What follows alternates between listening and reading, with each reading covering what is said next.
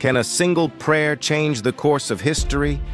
Felix Y. Manalo's story shows how one prayer that led to something far greater than he ever imagined.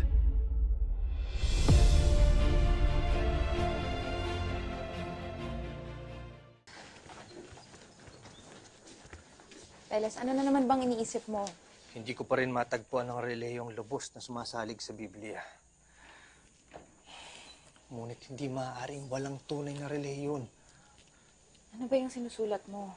Ipadadala ko to sa lahat ng mga reliyong pinanggalingan ko para makita nila ang diferensya ng kanilang tinuturo sa mga aral ng Biblia. Kung tanggapin nila, salamat. Magkakaisa ng lahat at wala nang magtatalo-talo. Mabuti kung mapansin nila yan. Napakatagal na nilang tinataguyod ang mga tinuturo nila. Ata, hindi ako mapapanatag hanggat hindi ko nagagawa ito. Hindi din ako mapapanatag na ganito ang kalagayan natin. Wala tayong kinaanibang relihiyon. At wala tayong dinadaluhan na pagtitipon na sumasamba sa Diyos.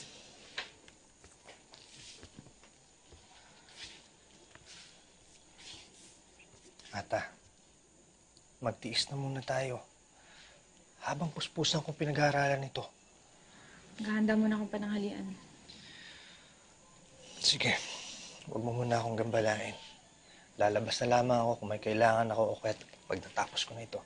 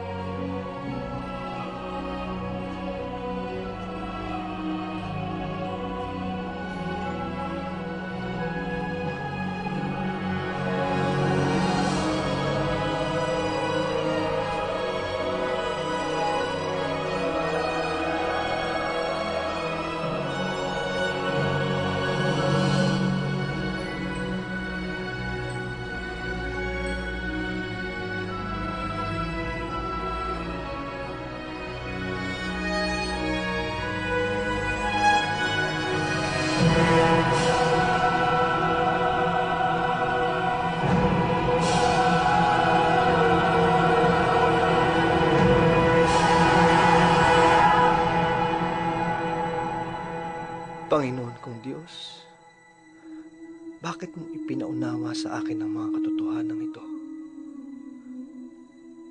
Ano po ba ang ibig mong gawin ko?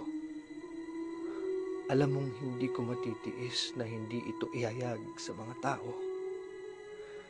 Pero sino ako upang gawin ito? Hamak ako at walang halaga sa mundo. Tulungan mo ako. Alalayan mo po ako. Huwag mo akong iiwan, pagkat ikaw ang lakas ko.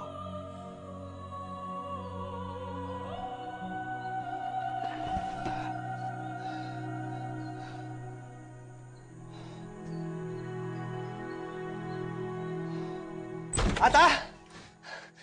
Ata! Ata! Peles, madali. Peles?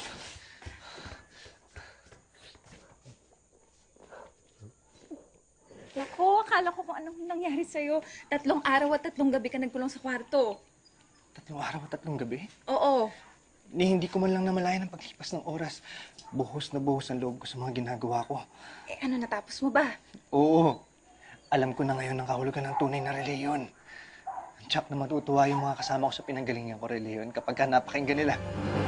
Pupuntahan ko sila.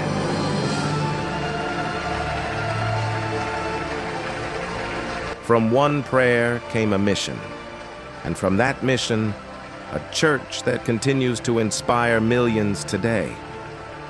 Imagine what your prayer can do.